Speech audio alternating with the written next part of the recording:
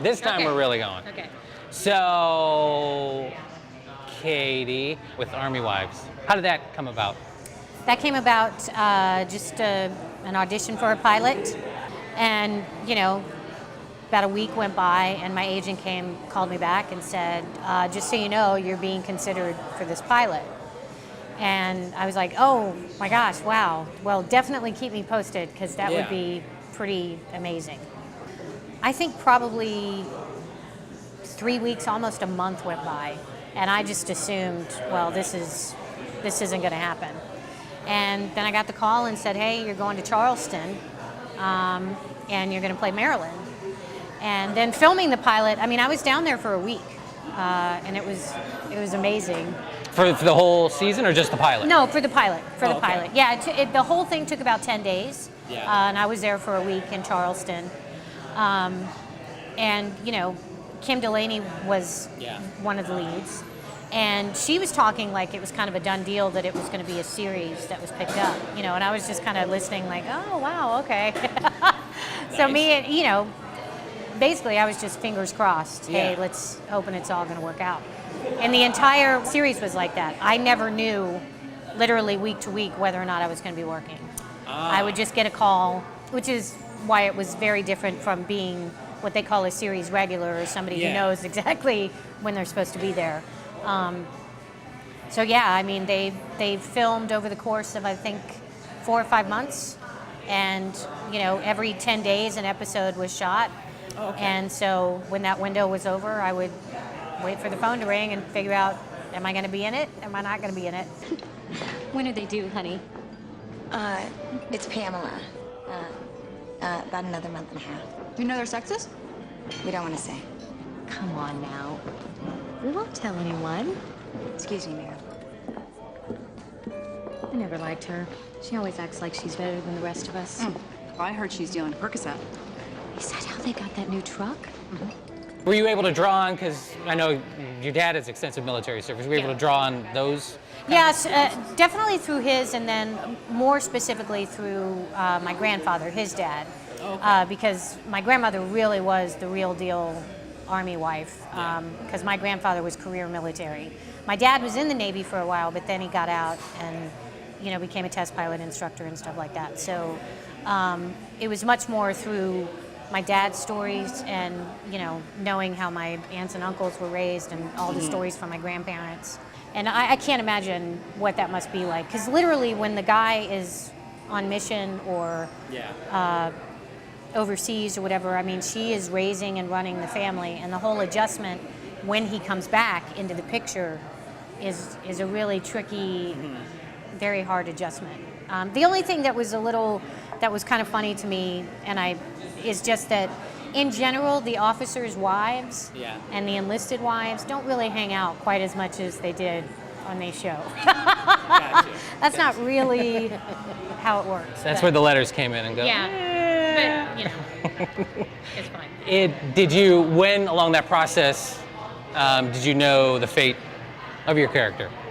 I didn't know until season 2 was about to start back up. Warning, warning, warning.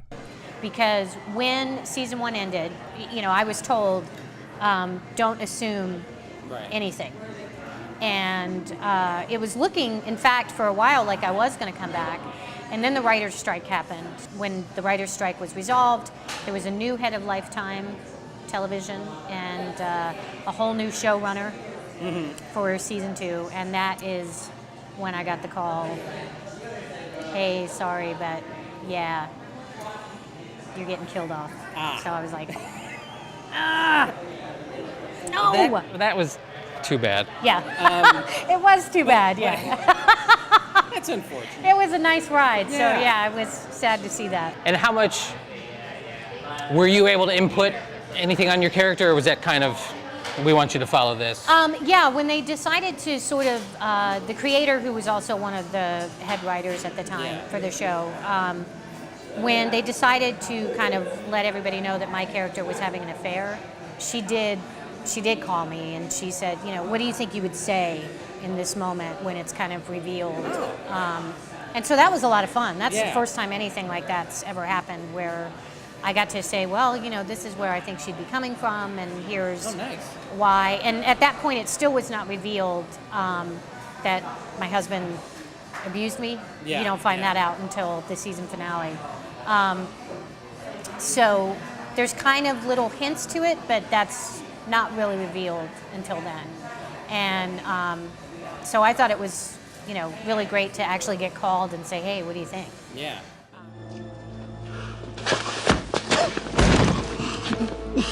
Let me go. Please. I paid for that car. It's mine. Fine. You can have it.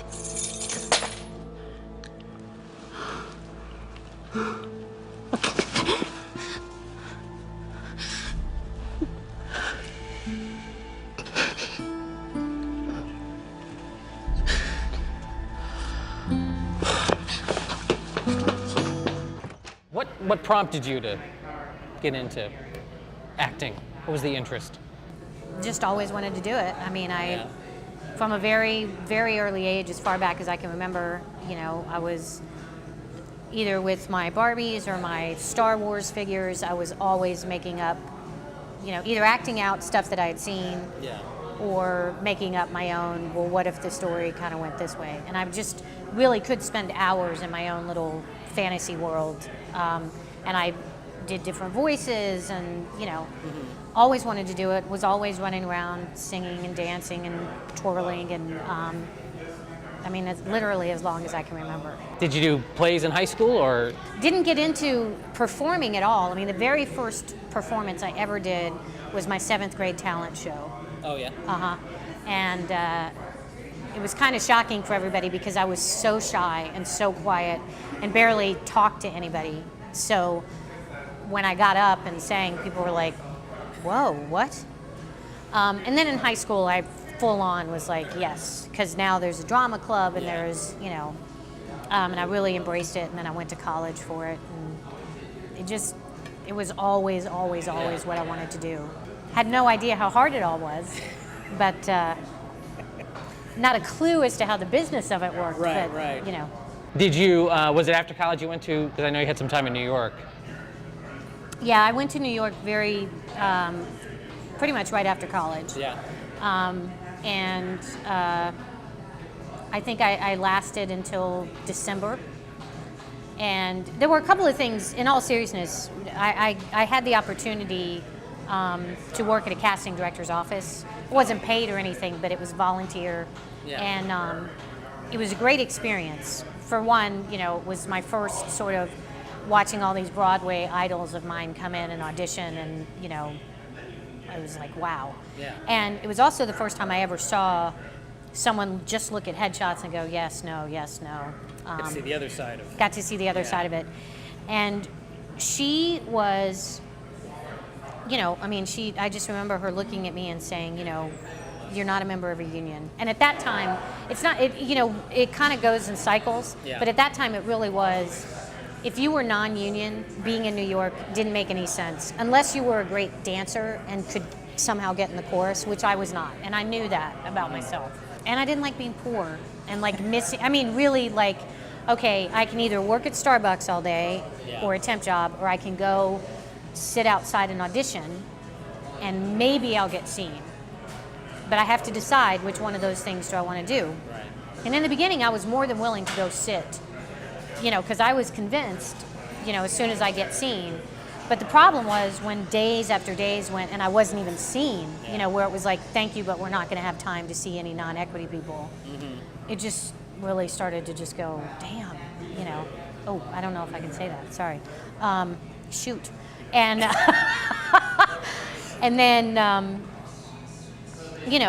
I ended up having to work in New York over the holidays, and I didn't get to spend time with family, and that was really the first time I was ever, and like my grandfather had his 80th birthday, and it was a big family reunion, and I was just like, I'm not ready.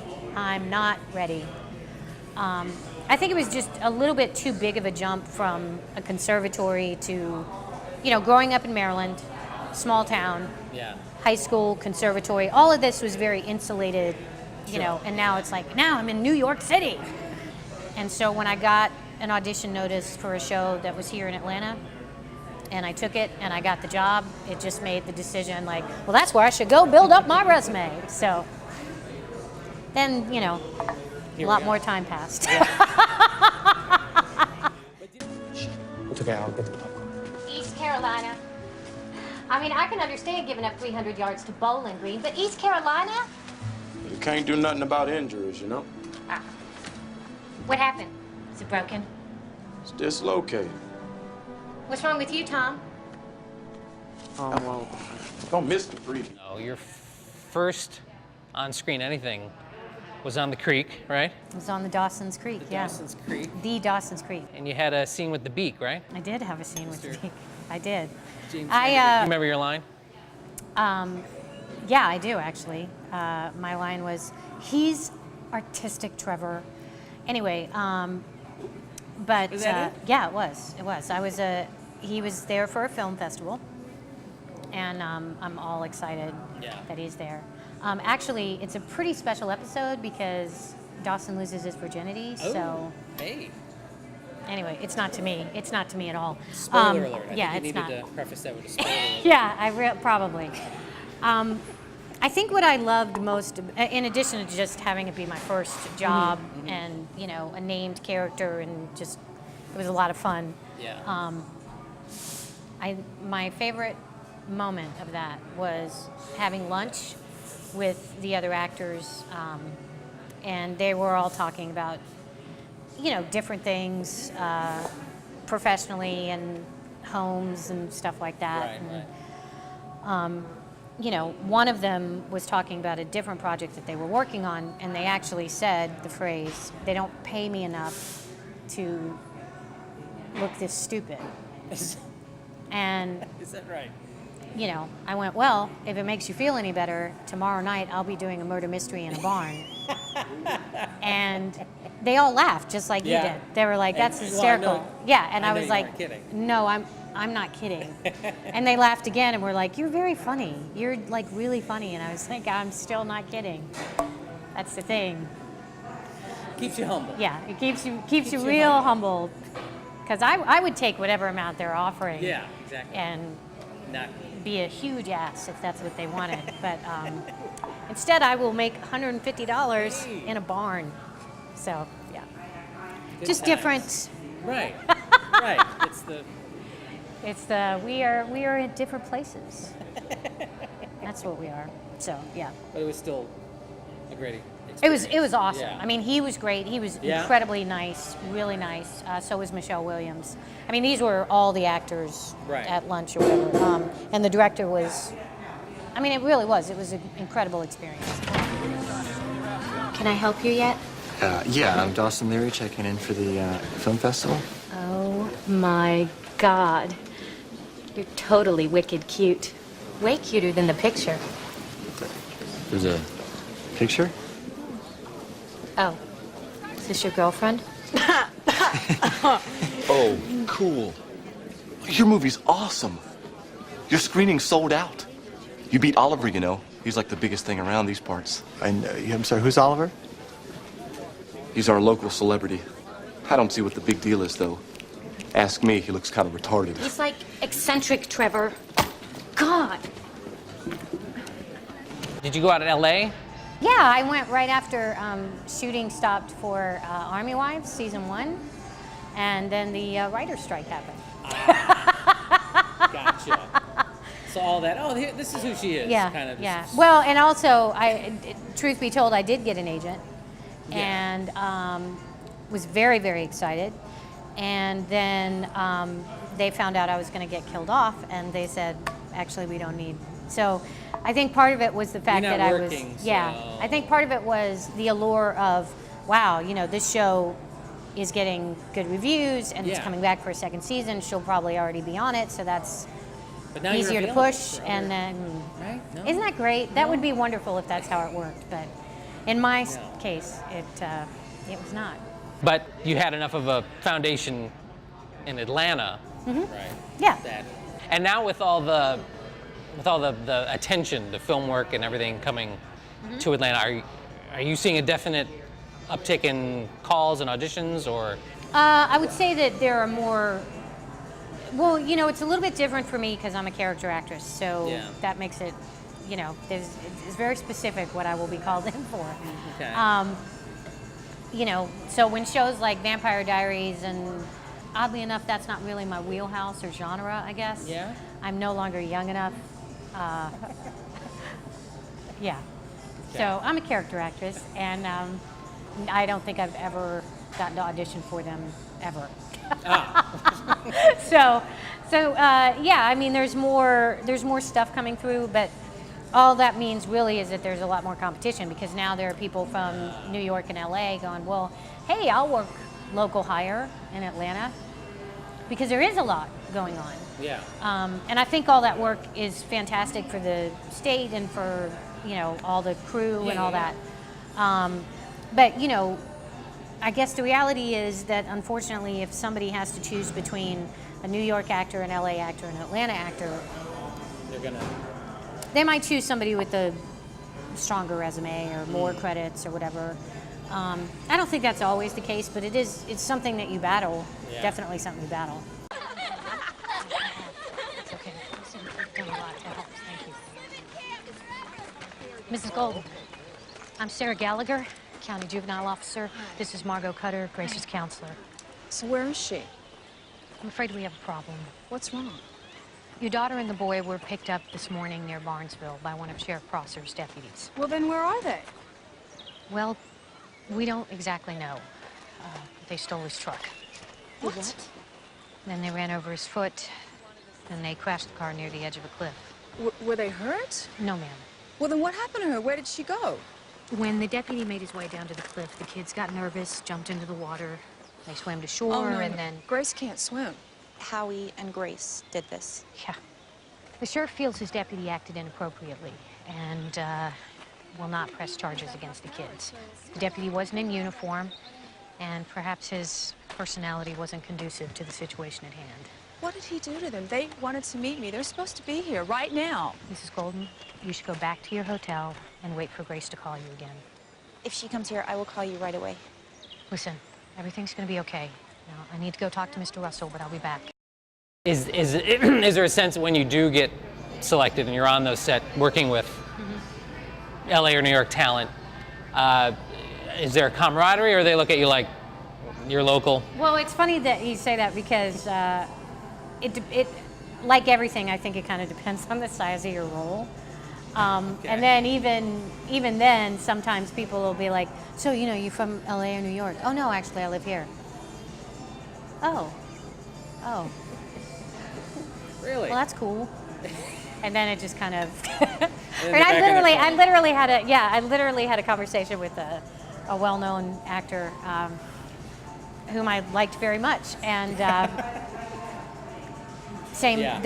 situation happened. Yeah, you know, and I was talking about all the things that they had done and that I thought was very funny, and they said, "Oh, thank you," and you know, so where are you from? And they're like, "Oh, you live here."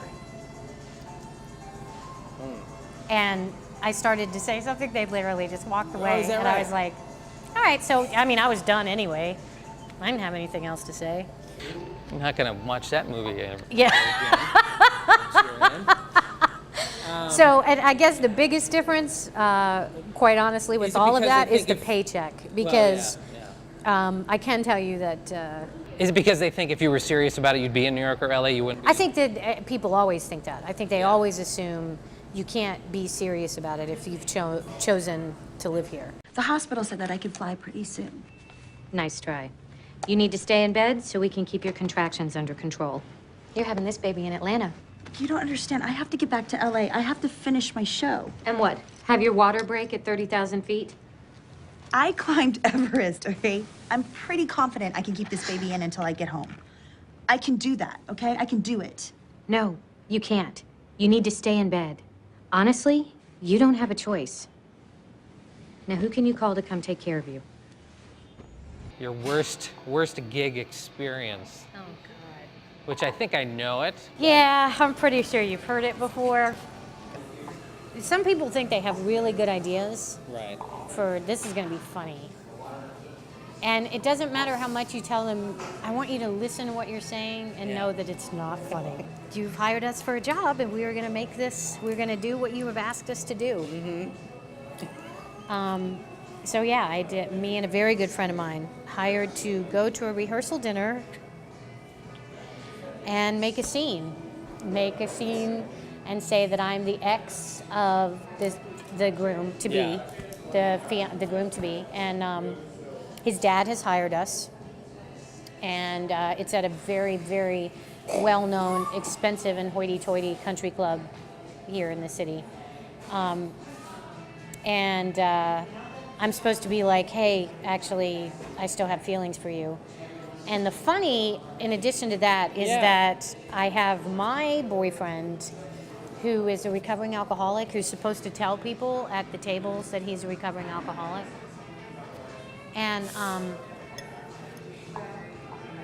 yeah, so we get there and we're all dressed up and, you know, we look the part. So we come in, kind of making a scene. Sorry, we're late. Oh my God, I'm so sorry we're late. Everybody's looking at us like, what? And we're like, well, where are we going to sit? There's no chairs, which was true. They did not have 2 empty spots for us. So the wait staff of the country club immediately like whips up, you know, a spot for us to sit down. And we're sitting with family members. And we're supposed to tell this story about how I used to date him and I still have feelings for him. And they're like, oh, okay, well, I mean, it's nice that you're here, but maybe you shouldn't say anything. And literally, the maid of honor ends up coming over to me and saying, hi, can I talk to you for a second? I'm like, yeah, absolutely. She's like, who are you? And I give my spiel. I am so-and-so, the ex of that guy. I still have feelings for him. And she's like, yeah. It's really inappropriate that you're here, and you should leave. You're making the bride uncomfortable. And I was like, no, you know. No. And the dad, by the way, is like behind her, like, keep going. And I'm like, this isn't funny. This isn't funny at all. So cut to about 15 minutes later when the bride-to-be is crying and the groom is trying to comfort her and like, what the hell? He's like, I don't know who this person is. I have no idea who this person is. And then the dad stands up and is like, hey, everybody, here's something neat. And he introduces us and says, it was just a big joke. Dead silence. I mean, everybody is just staring. Just awkward silence. I mean, it was worse than a record scratch. I mean, it was just like we're all sitting in a fart. You know what I mean? Like, everybody's like, what? Bride is still crying. The dad, however, is laughing hysterically. And sometimes I feel bad because I'm like, if I didn't really need that $200, I probably should have walked away. Right. Because there's definitely a part of your soul that knows this is wrong. Right. This is wrong. But I had to pay my light bill, so, you know, what are you going to do?